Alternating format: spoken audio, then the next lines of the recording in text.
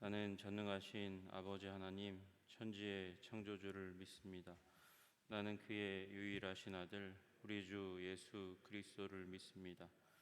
그는 성령으로 잉태되어 동정녀 마리아에게서 나시고 본디오 빌라도에게 고난을 받아 십자가에 못 박혀 죽으시고 장사된 지 사흘 만에 죽은 자 가운데서 다시 살아나셨으며 하늘에 오르시어 전능하신 아버지 하나님 우편에 앉아 계시다가 거기로부터 살아있는 자와 죽은 자를 심판하러 오십니다.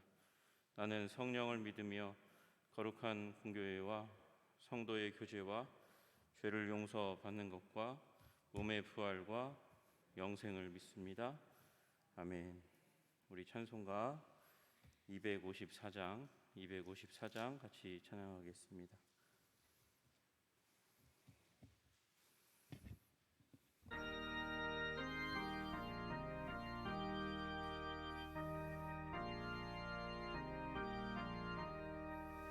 내 주의 보혈은 정하고 정하다. 내 죄를 정케 하신 주 날 오라 하신다. 내가 주께로 지금 가오니 십자가의 보혈로 날 씻어주소서.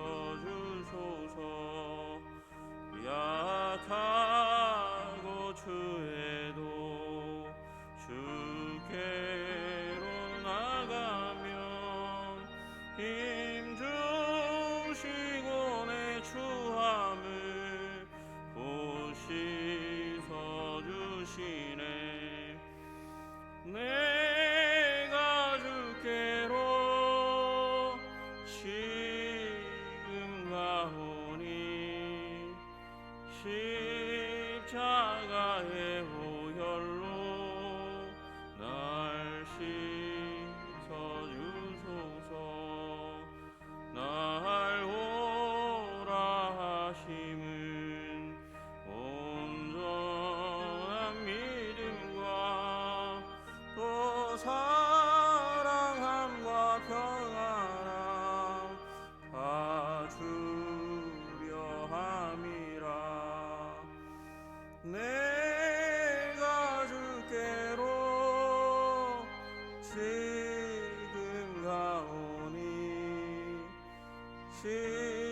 십자가의 보혈로 날 씻어주소서. 큰 죄인 복받아 살 길을 얻었네.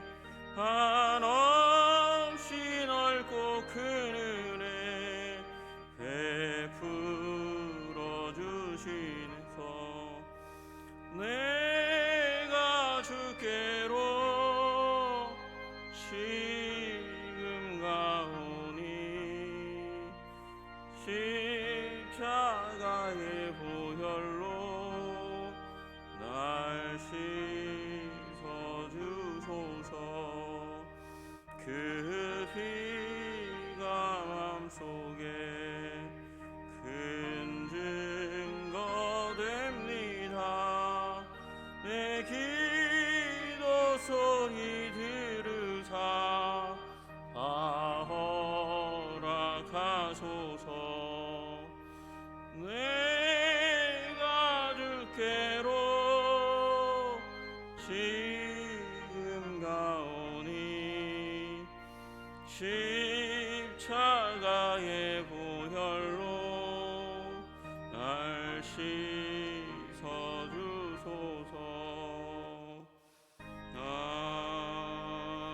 아멘. 우리 143장 한 장 더 부르시겠습니다. 143장입니다.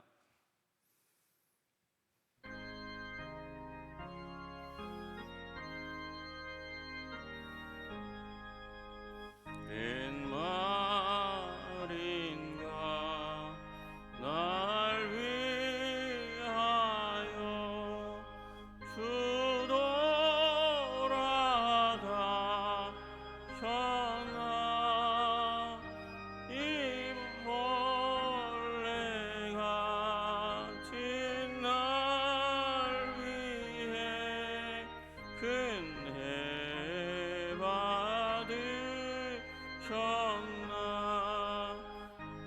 지은 죄 다 지시고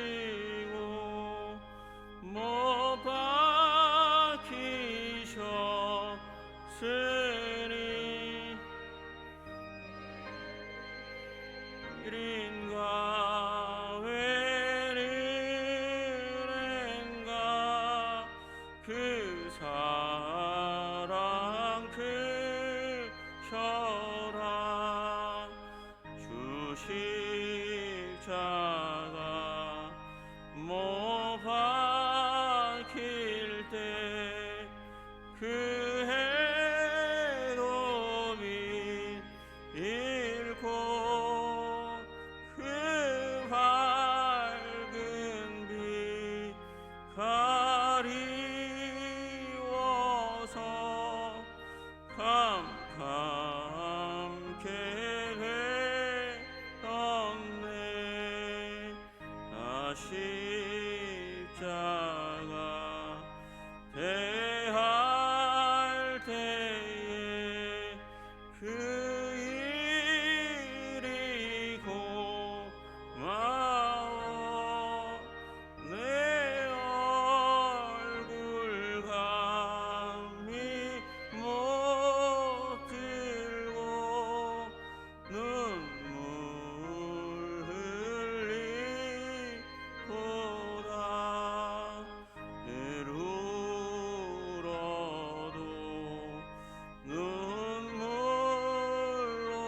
눈물로서 못 갚을 줄 알아 몸 밖에 드릴 것 없어 이 몸 바칩니다 아멘.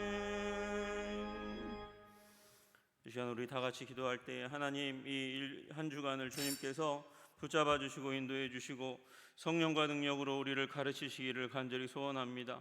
그리하여 하나님 고난 주간 예수님께서 우리를 위하여 십자가를 향하여 걸어가시는 이 놀라운 사건이 다시 한번 우리 가슴 가운데 감격이 되게 하여 주시고 우리의 인생 하나님 앞에 더 헌신하고 드리는 귀한 계기가 될 수 있도록 주님께서 기름 부으시고 복 주시옵소서. 이 고난 주간을 주님께 집중하며 나아갈 수 있도록 주님 도와 주옵소서. 우리 다 함께 주여 한번 부르고 기도드리며 나아가기 원합니다. 주여. 존귀와 영광과 찬양을 받으시기에 합당하신 주님께서 하나님 우리 하나님의 백성들 가운데 일하시기를 간절히 소원합니다. 주님께서 은혜와 복으로 우리를 채워주시기를 간절히 소원합니다. 주님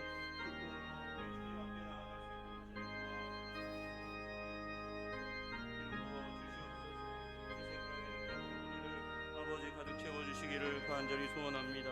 하나님 우리 신앙의 봄을 우리에게 허락하여 주시옵소서.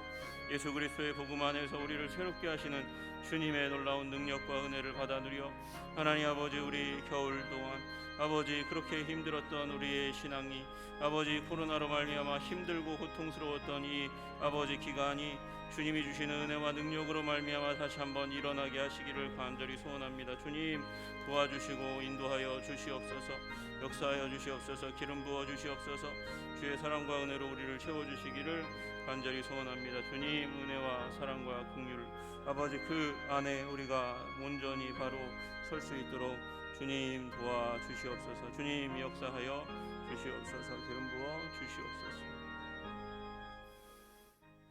주님 우리 예수님께서 십자가로 걸어가시는 그 놀라운 발자국을 우리 마음 가운데 다시 한번 새길 수 있는 귀한 시간으로 아버지 이 고난주간을 보내게 하시니 참 감사합니다. 예수님의 사랑이 우리 마음 가운데 기록되게 하여 주시옵소서. 하나님 또 우리의 결단이 다시 한번 주님 앞에 거룩하게 온전하게 될 수 있는 시간이 될 수 있도록 주님 도와주시옵소서. 하나님 그 사랑과 헌신이 한성교회를 굳게 하고 아름답게 하고 풍성하게 하게 하시기를 간절히 소원하오니 주님 도와주시옵소서. 주님께 집중하고 관심을 가질 때에 아버지 우리 세상을 향하여 하나님께서 가지고 계시는 계획과 목적이 또한 섭리 가운데 또 우리 성도님들의 삶 가운데 임할 수 있도록 주님 도와주시고 인도하여 주시옵소서. 예수님 이름 받들어 기도드리옵나이다. 아멘.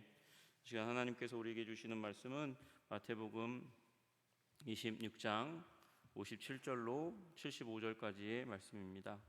마태복음 26장 57절에서 75절까지의 말씀입니다. 우리 다 같이 함께 합독하도록 하겠습니다. 마태복음 26장 57절에서 75절까지의 말씀 같이 읽겠습니다. 시작.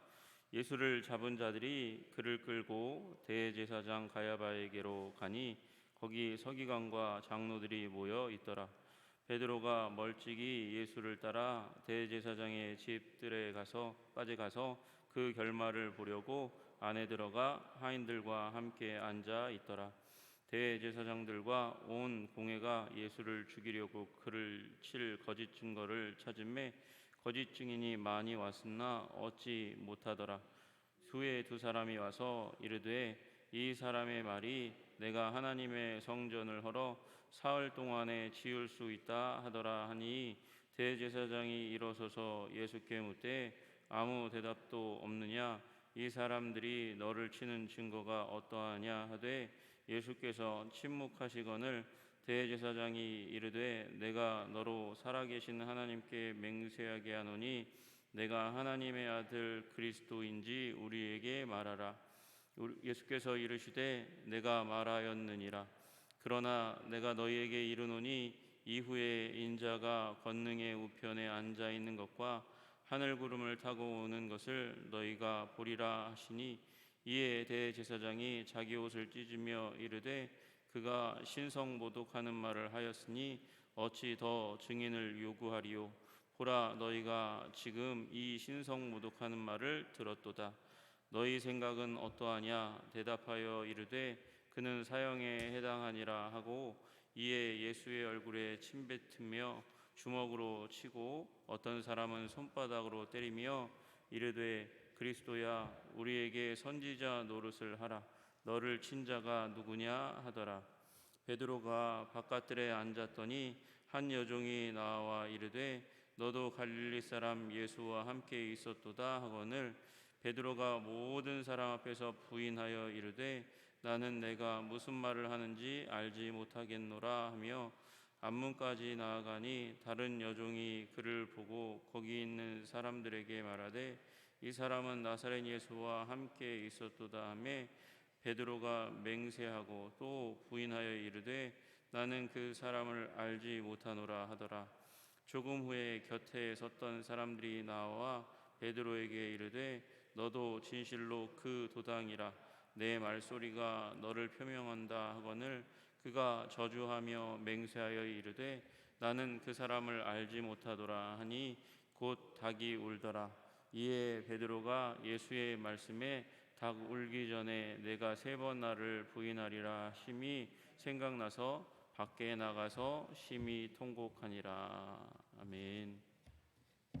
예수님이 최후의 만찬을 하시고 나서 그리고 겟세마네에 가서 기도하셨습니다. 기도하시는 그 과정 가운데서 이제 유다가 이 사람들을 끌고 와서 체포조를 끌고 와서 예수님을 체포하고 그리고 끌고 갔습니다. 이 일이 이제 우리가 전통적으로 알고 있는 바 예수님께서 이제 목요일 날 오후 3시부터 6시 사이에 이제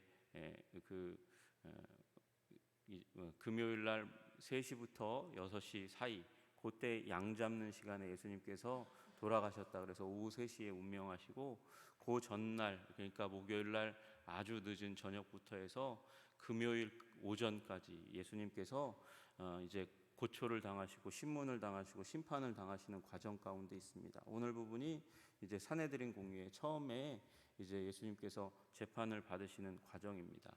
이 시각이 아마도 이제 목요일 날 거의 이제 밤 12시에 가까운 시간, 아주 늦은 밤입니다. 거기에 예수님을 잡아온 거예요. 예수님을 잡아왔는데 놀라운 사실은 그 시간에 다 자야 되는 시간에 그 자리에 사람들이 이 산헤드린 공의회가 다 모여 있는 일이 일어납니다.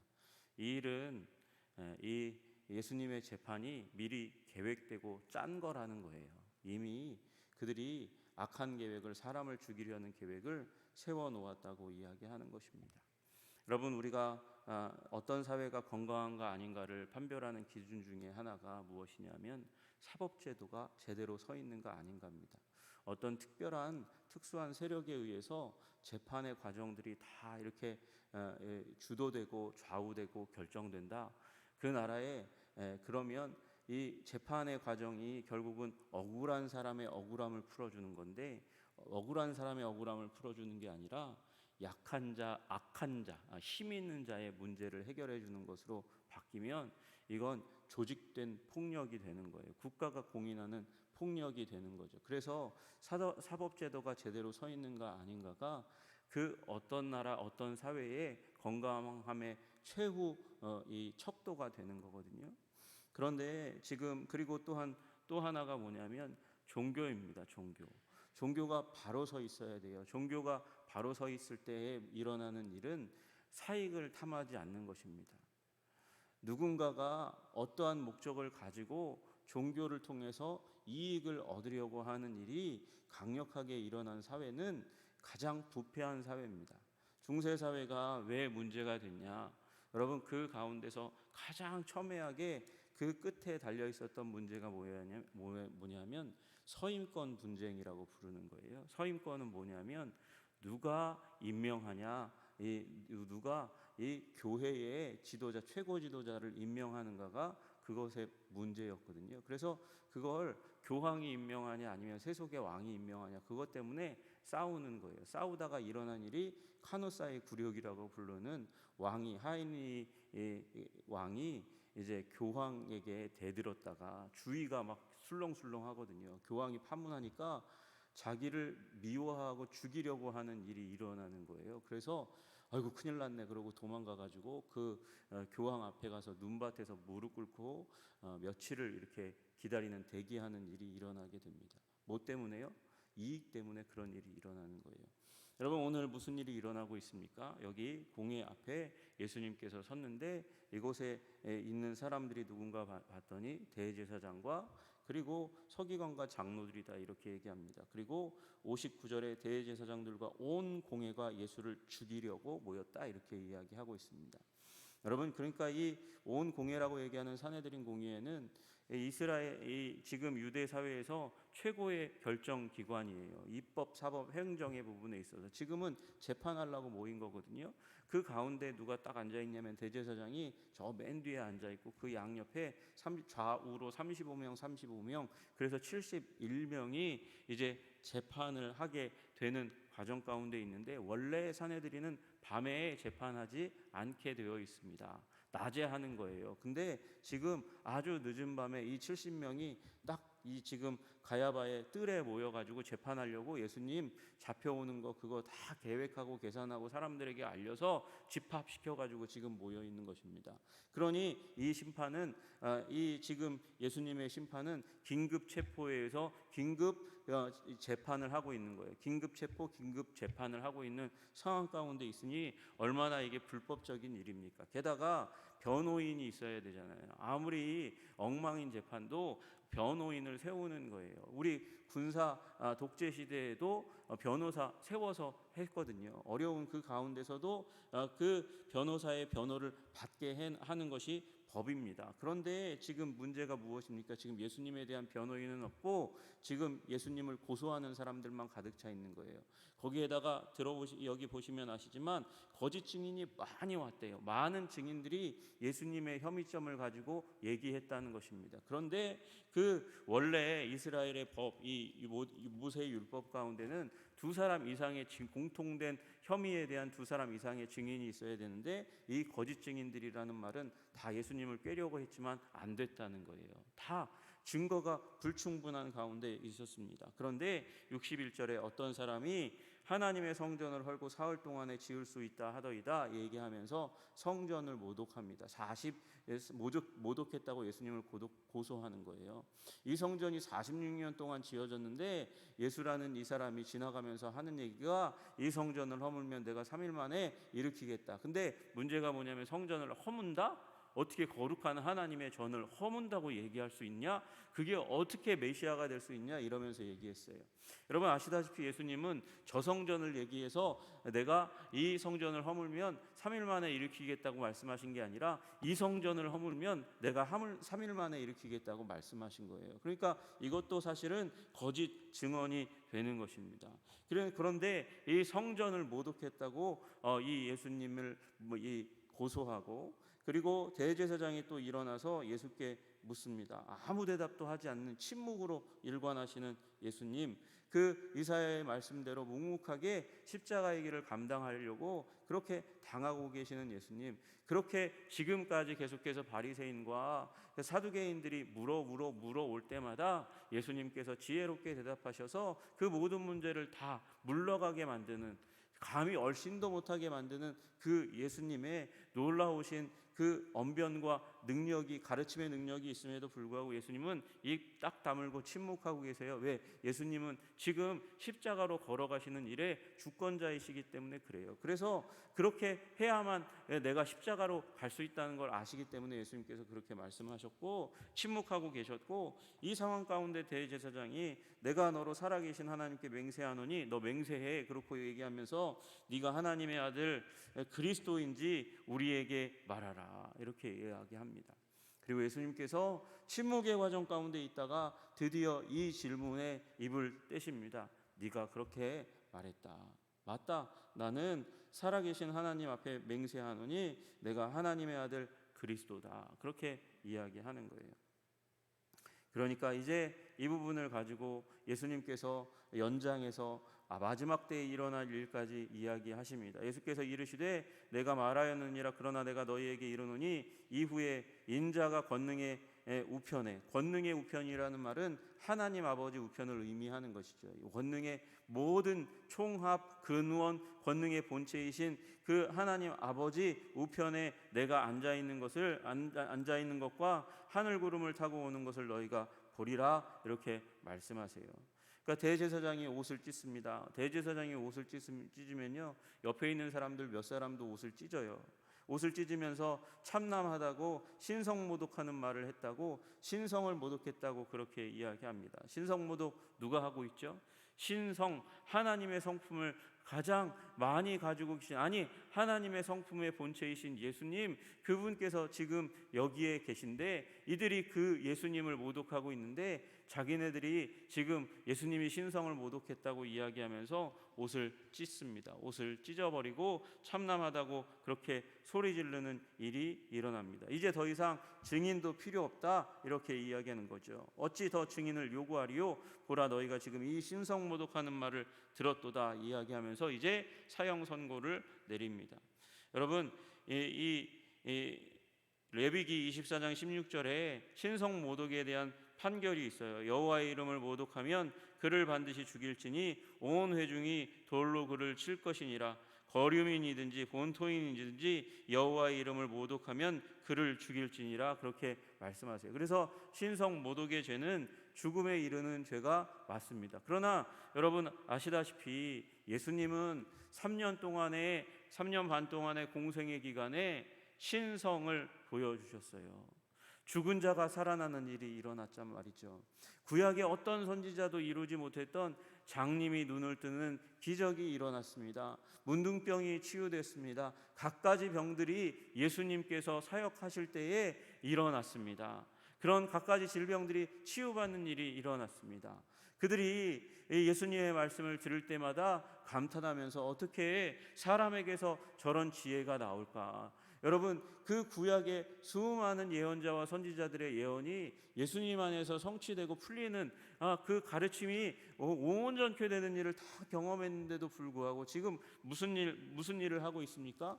예수님이 신성, 하나님께 속한다고 믿는 수많은 사람들이 일어나고 있는데, 메시아라고 믿는 일들이 일어나고 있는데 그에 대한 증인은 하나도 받지 않고 그에 대한 증거는 하나도 얘기하지 않고 딱 프레임을 짜놓고 이는 그리스도가 아니라고, 하나님의 아들이 아니라고 주장하는 사람들이 결국 이 한마디에 반대 신문 하나도 듣지 않고 어찌 우리가 더 증인이 필요한가? 신성모독이다. 신성모독에 해당하는 죄를 받아야 된다. 그러며 사형에 처해야 된다고 결정을 신속하게 내려버리는 그런 잘못된 아주 더러운 재판 가운데 가게 되는 것입니다. 그리고 그 말이 맞춰지자마자 예수님의 얼굴에 침을 뱉습니다. 모욕과 수치의 행동을 하는 거예요. 주먹으로 치고, 그리고 어떤 사람은 손바닥으로 칩니다. 수치를 가하는 행동, 아픔을 주는 일을 하면서 거기에다 더해서 너 선지자 노릇해봐. 누가 때렸지? 누가 때렸니? 라고 얘기하면서 조롱하는 일을 하고 있는 것입니다. 여러분, 사형의 문제는 사내들인이 취급할 수가 없습니다. 사형 문제는 당시에 로마 정부가 로마 정부의 권한으로 딱 틀어지고 있어요. 그래서 자기네 뜻대로 하지 않는 사형은 결코 일어나지 않도록 하니까 그들이 여기서 끝나지 않고 이제 예수님을 이 사내들인 공의회에서 빌라도의 법정으로 내보내는 일이 일어나게 되는 것이죠. 그 가운데 한편 베드로는 바깥들에서 일어나고 있는 일이 무슨 일이 일어나나 주시하고 바라보고 있습니다. 여러분, 베드로가 왜 여기까지 쫓아왔을까요? 그가 한 맹세를 기억해서였을까요? 아니면 아마도 저는 그렇게 생각이 됩니다. 예수님은 언제나 위기에 강하신 분이었거든요. 위기에 강하신 분이시니까, 그리고 예수님이 일으키신 기적이 너무도 놀랍고 아름답고 그리고 강력으로 가득 차 있으니까, 그래서 예수님이 이제 잡혀왔지만 이 잡혀온 가운데 혹시 예수님께서 기적을 일으키시고 그리고 탈출하시지 않을까, 승리하시지 않을까, 그런 기대와 소망이 있었을 것 같아요. 그러면 그 옆에서 내가 탁 튀어나가 가지고 예수님의 바로 오른편에 딱 서서 내가 권세 있는 자의 자리를 차지해야지, 그 생각을 하며 왔을지도 모르겠습니다. 아니면 예수님께서 내가 말고의 길을 탁 하고 쳤을 때에 그때 예수님께서 이제 귀를 붙여주셨는데, 칼로 흥한 자 칼로 망한다고 하셨는데, 그러면 예수님은 도대체 이 상황을 칼 아니고 무엇으로 이기시려 하시는가라는 그런 의심과 의구심과 더불어서 자신이 따랐던 그 예수님의 마지막이 혹시 어떻게 되려는지 그런 의문 가운데 예수님을 따라서 왔을지 모르겠어요. 그런데 그가 와서 맞이하게 된 건 그가 그렇게 호언장담했던 예수님을 향한 믿음과 충성이 훼손되고 무너지고 깨어지는 자리 가운데로 나아가게 되는 것을 보게 됩니다. 여러분, 그래서 우리는 우리의 믿음에 대해서, 우리의 신앙에 대해서 확언하면 안 되고 자만하면 안 되는 줄로 믿으시기를 주님의 이름으로 축복합니다. 예수님께서 세팅해 놓은 베드로의 회심, 이 회심의 자리는 베드로가 아주 너무도 보잘것없는 존재라는 것을 보여주는 장소였어요. 여러분, 바깥들이라는 말은 지금 사내들인 공의회의 의리의리한 권력자들의 눈 밖의 현장 가운데서 일어난 일이라는 것입니다. 그런데 그때 물은 사람이 누구냐 봤더니 69절에 한 여종이 그렇게 했습니다. 71절에 보니까 다른 여종이 그렇게 했습니다. 여러분, 그러니까 당시에 이 남존여비의 상황이 이 유대 사회에도 똑같이 있는데, 여종, 아주 그냥 작은 여종이 얘기한 것에 대해서 화들짝 놀라가지고 거부하는 일 가운데 들어가는 거예요. 그러니까 베드로의 심성이, 베드로의 믿음이 얼마나 연약한 가운데 있습니까? 조금 후에 곁에 있던 사람들이 나와서 베드로에게 이르되 너도 진실로 그 도당이다, 이렇게 얘기합니다. 그 증거가 뭐냐 봤더니 내 말소리가 너를 표명한다, 이렇게 얘기하는 거예요. 너 갈릴리 사람이잖아. 예수가 갈릴리에서 사역했잖아.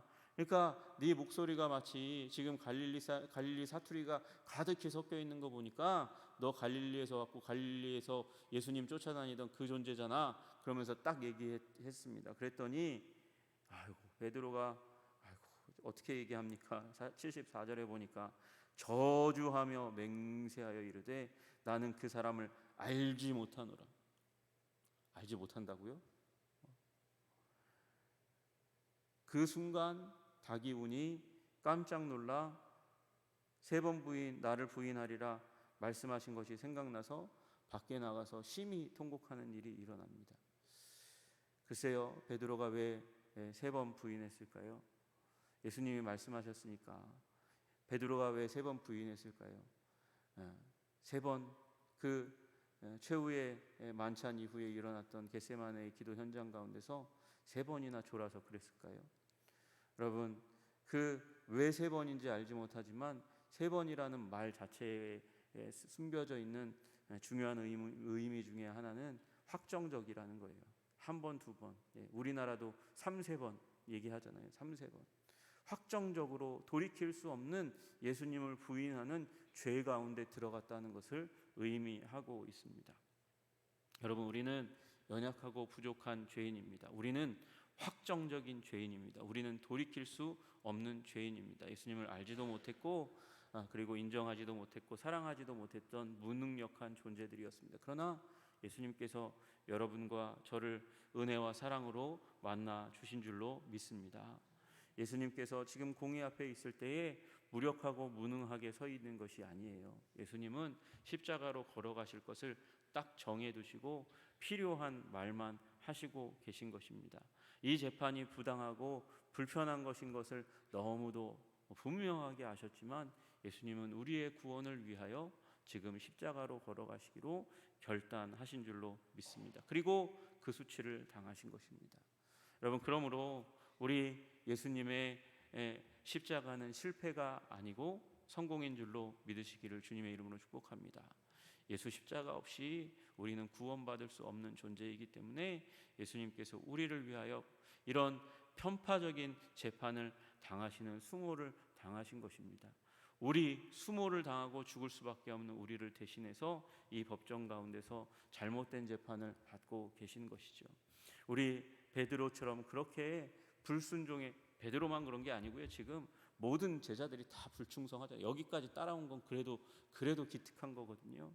여러분, 그 우리의 부족하고 연약한 믿음과 헌신, 그 믿음과 헌신에도 불구하고 주님께서 우리를 여전히 받아주시고 능력을 주시고 힘을 주시고 위로하시고 회복시키시기 원하시는 하나님이시라는 사실을 여러분 믿고 의지하고 다시 한번 우리의 삶을 맡기고 의탁하는 여러분과 제가 되기를 주님의 이름으로 축복합니다. 실패해도 맡겨야 하는 겁니다. 무너져도 맡겨야 하는 것입니다. 우리가 어떤 상황 가운데 있어도 우리를 받아주시는 우리 예수님께 우리의 인생을, 우리의 전 존재를 맡기시며 나아가시는 여러분과 제가 되기를 주님의 이름으로 축복합니다. 기도하겠습니다. 존귀와 영광과 찬양을 받으시기에 합당하신 주님, 우리 예수님께서 공회 앞에 산헤드린 앞에 서 계십니다. 아버지, 그곳 가운데서 예수님께서 너무도 악한 이들의 계획된 재판 가운데서 그렇게 죽어가심의 자리 가운데 서 있음에도 불구하고 예수님 침묵하시고 억울하다 소리 지르지 아니하시고 그분의 정체성, 분명한 정체성을 말씀하시는 것을 보게 됩니다. 주님, 우리가 세상 가운데 처할 때에 예수님을 부인하는 자리 가운데 서 있을지라도, 부인하라고 압박하는 자리 가운데 서 있다 할지라도 주님, 베드로처럼 아버지, 우리의 믿음과 아버지 주님을 향한 헌신이 부족하여 부인하는 자 되지 않도록 주님께서 지켜주시고, 하나님, 예수님처럼, 예수님의 모습처럼 아버지, 그 어떠한 상황 가운데 있어도 주권자 주관자는 하나님이심을 믿고 고백하고 이기는 신앙의 삶을 살아갈 수 있도록 우리를 붙들어 주시고 인도하여 주시옵소서. 우리 한성의 백성들을 통해서 하나님의 나라가 더 영광스럽게 일어나고 나타나도록 주님, 예수님의 십자가가 우리 심장에 새겨질 수 있도록 주님 도와 주시옵소서. 예수님 이름 받들어 기도드리옵나이다. 아멘. 하늘에 계신 우리 아버지, 아버지의 이름을 거룩하게 하시며 아버지의 나라가 오게 하시며 아버지의 뜻이 하늘에서와 같이 땅에서도 이루어지게 하소서. 오늘 우리에게 일용할 양식을 주시고 우리가 우리에게 잘못한 사람을 용서하여 준 것 같이 우리 죄를 용서하여 주시고 우리를 시험에 빠지지 않게 하시고 악에서 구하소서. 나라와 권능과 영광이 영원히 아버지의 것입니다. 아멘.